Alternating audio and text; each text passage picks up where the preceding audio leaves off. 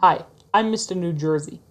Phil Murphy recently gave an address to the state legislature describing the budget that he wants the state to adopt for the 2019 fiscal year.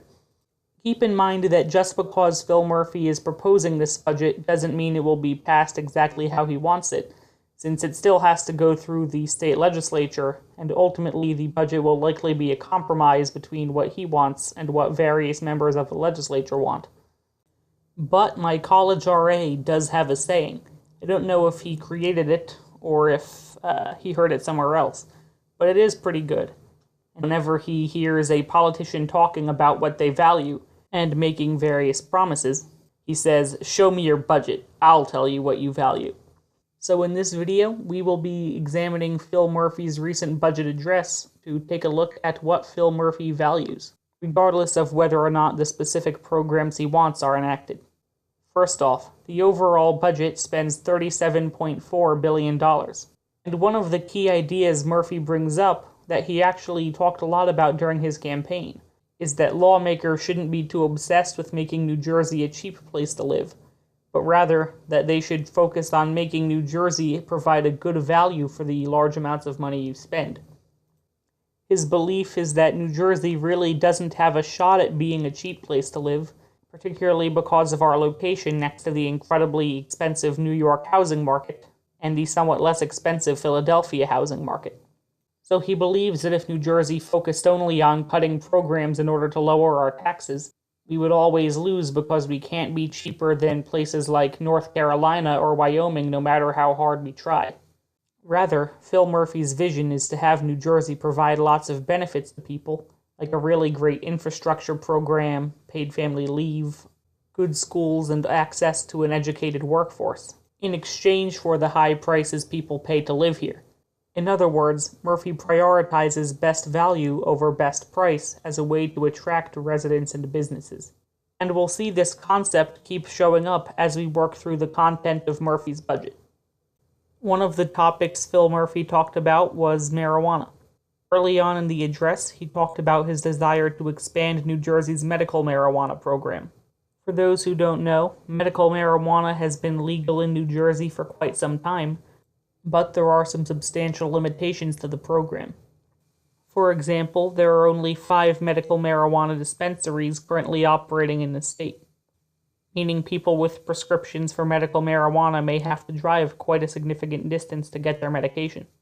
There are also limitations on the sorts of diseases that people can use medical marijuana for, and one of the things Phil Murphy mentioned in his address specifically is wanting to expand that list to include a PTSD, post-traumatic stress disorder.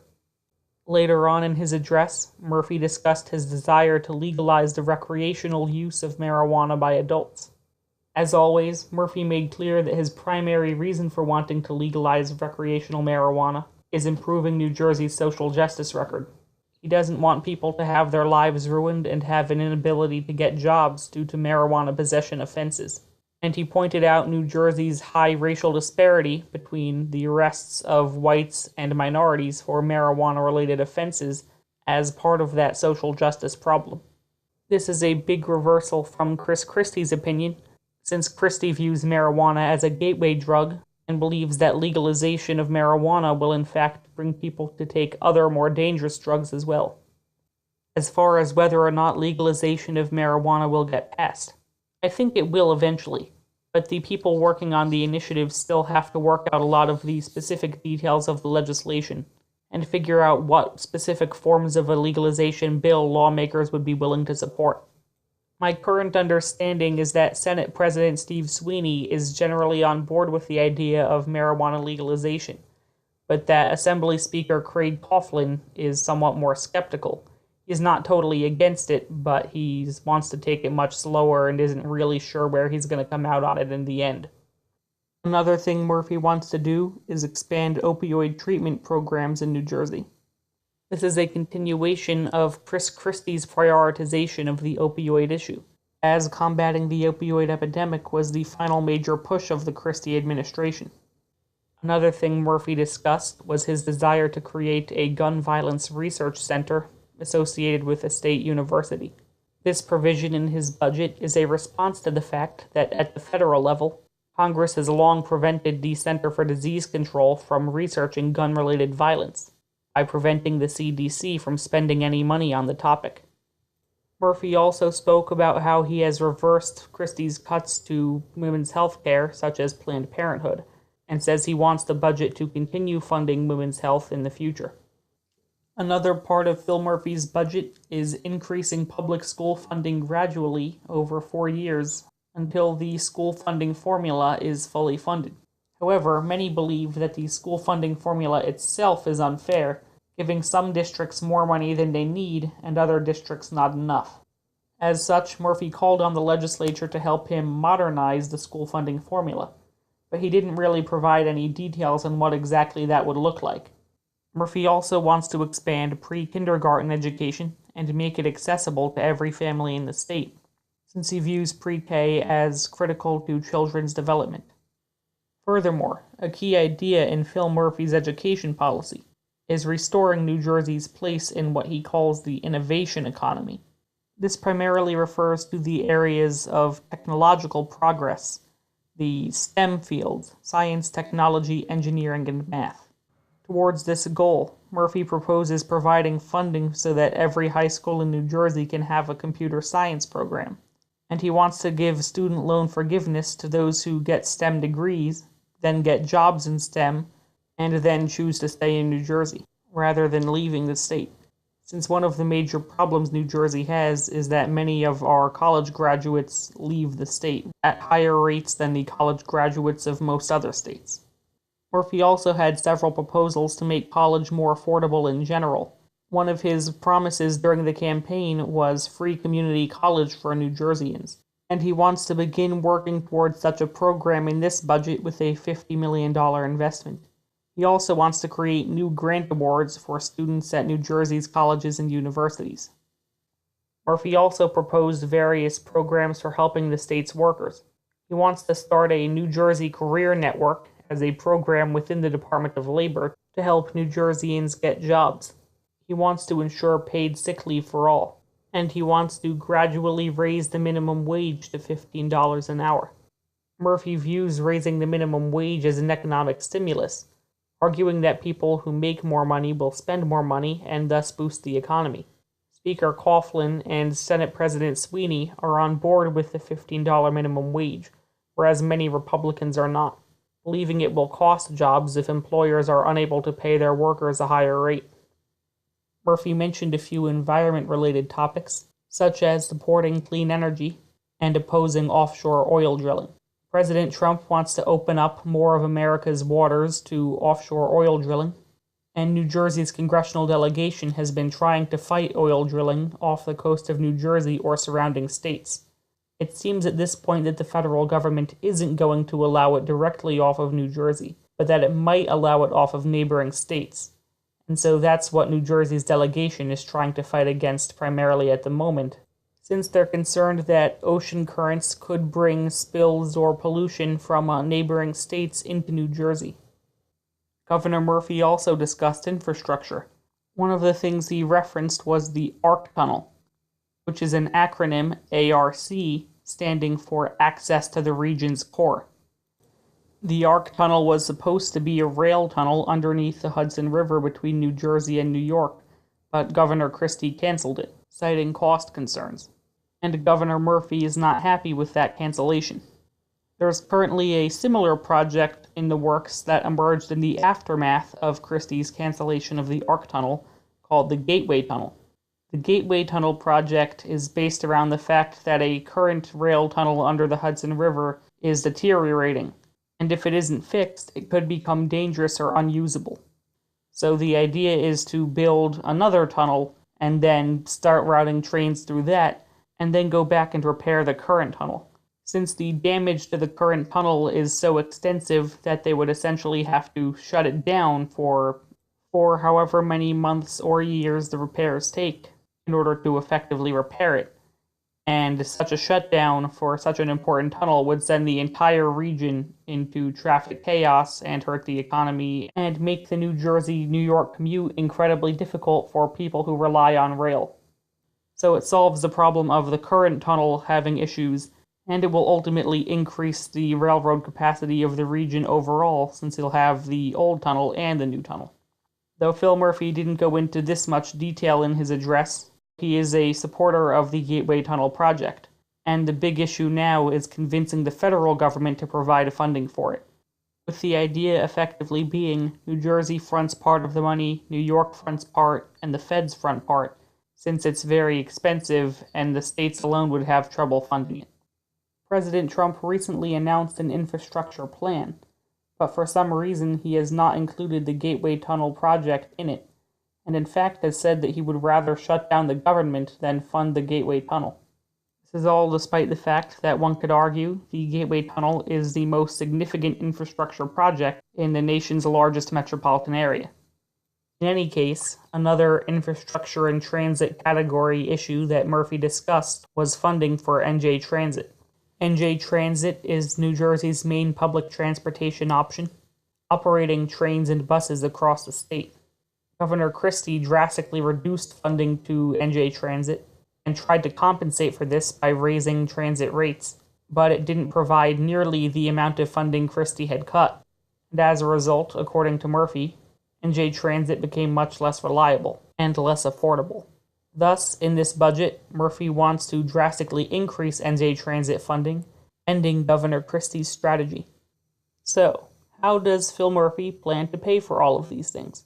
In his address, he suggested that the Christie administration's corporate tax incentives were given out irresponsibly and unfairly, and so he has ordered an audit of New Jersey's tax incentive program. Murphy worries that the tax incentives haven't produced the number of jobs promised, and so he thinks tax incentives shouldn't be standalone things, but rather should be accompanied by other incentives, such as infrastructure and good schools, all tracing back to that argument he makes about New Jersey providing a good value overall, rather than just cheap prices. New Jersey's current tax incentive program is set to expire in 2019, so Murphy urged the legislature to come up with a revised version of the program by that time. In conjunction with this conversation, Governor Murphy brought up the possibility of Amazon locating its second headquarters in Newark. For those who don't know, Amazon is currently looking for a location for its second headquarters in addition to the initial Seattle headquarters, so it opened up the possibility for cities to make bids to become their second location. A whole bunch of cities across the US and Canada made bids, among which were the New Jersey cities of Newark, Atlantic City, Camden, New Brunswick, Trenton, Kearney, and Jersey City, though only Newark's bid was sponsored by the state. One of the components of the Newark bid that the state government agreed to was a multi-billion-dollar tax break for Amazon in the years following their relocation. Governor Christie was in support of this, but during the campaign, Phil Murphy was skeptical, and he wasn't really sure whether he wanted to go along with the idea.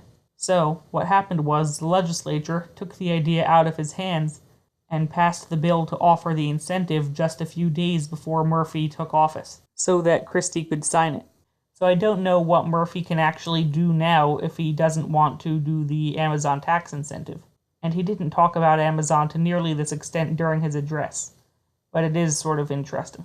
Regardless, Amazon eventually released a list of their 20 finalists for the location, and Newark is the only New Jersey city on the list. Basically, all of this is to say that if Murphy had his way, New Jersey would be more restrained in offering corporate tax incentives, and that would help fund this budget.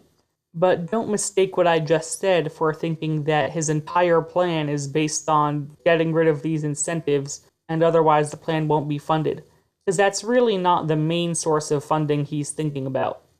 There are several more important factors that he's really counting on for funding. One of those is the millionaire's tax, which is a 10.75% tax he wants to introduce on taxable income over $1 million. However, he is likely to face opposition in enacting this tax from Senate President Steve Sweeney, who isn't a big fan of the idea because he believes it will cause millionaires to leave the state. Murphy's response harkens back to his idea that people come to New Jersey due to a high quality of life and high value, rather than a low price. He says that if millionaires only wanted low taxes, they wouldn't be here in the first place, so he doesn't want to assume that introducing a millionaire's tax and making the state more expensive for them will necessarily cause them to leave. Some other things Murphy said he wants to do to fund his budget are close the carried interest loophole, prevent businesses from reporting their income in other places and thus paying the taxes in other places, and Murphy wants to raise the sales tax to 7% from its current spot at about 6.5%. One thing Murphy said that he can't fund immediately in this budget is pensions. For those who don't know, it has been many years since New Jersey has put the amount of money that it's supposed to be putting in its pension system. This strategy of gradually increasing the payments is essentially the same thing Governor Christie had been doing. Another interesting facet of this budget that Murphy did not specifically address in the budget address is that Murphy expects marijuana will be legalized in the state by 2019, and so the budget actually includes revenue from marijuana sales. As such, if New Jersey does not legalize marijuana by 2019, it could be a major stumbling block for funding this budget. However, although he talked a lot about raising certain taxes and taxing new items, there are also some areas in which Murphy wants to reduce taxes. For instance, he wants to raise the Earned Income Tax Credit and create a new child-independent care tax credit. He also wants to raise the state property tax deduction from $10,000 to $15,000, likely as a response to the lowering of the federal, state, and local tax deduction. Keep in mind that your property taxes are local taxes, meaning they fund county and municipal governments rather than the state government. So the state doesn't directly determine your property taxes, but it can influence local governments in determining what taxes they put on their citizens. For instance, as per campaign promise, Murphy plans to appoint a shared services czar to try to help municipalities find ways to share services, reducing the costs of those programs and hence reducing property taxes. As a further attempt to deal with the reduction in the federal, state, and local tax deduction, Phil Murphy said he wants to open charitable funds that citizens can donate to in lieu of paying some of their property taxes. Basically what it means is citizens would be donating the same money they would be paying for property taxes into a charity that will put the money towards the same things the property taxes would have put the money towards. They can then deduct their de facto property taxes as charitable donations under the charitable donations deduction of the federal tax code. Here's some thoughts I had on this. I can understand why New Jerseyans are disappointed with the reduction of the state and local tax deduction, and I can understand why the state government wants to try to manage the situation. The reduction of that deduction was part of the federal tax plan passed late last year, and it was designed to partially offset cuts in corporate and income taxes. So in most states, taxes went down overall under the new tax plan. But in some states with really high state and local taxes, such as New Jersey, taxes went up overall, because the reduction of the state and local tax deduction was such a big deal that it outweighed the income tax reductions. So the point is, I can understand why New Jerseyans are mad about the reduction of the deduction, because taxes have been raised on New Jerseyans like a sacrificial lamb in order to cut them for other people. But I think New Jerseyans should also keep in mind the duty we have to the country in terms of ensuring that the deficit does not get even more out of control than it already is. Since the federal government has a massive deficit in its budget, it's unfortunate that the new federal tax plan has increased the deficit. However, New Jerseyans should be mindful of the fact that if it weren't for the reduction of the state and local property tax deduction, the deficit would have increased even more than it did. So sure, the state can consider ways to alleviate the pain that the citizens are feeling, but we should be mindful of unintended consequences or collateral damage, such as raising the deficit. I hope you enjoyed this tour of Phil Murphy's budget proposal. This channel is dedicated to the history, geography, politics, culture, geography, and demography of New Jersey. Basically, it's all things NJ, so if you want more, please like and subscribe. Have a nice day, and I'll see you next time.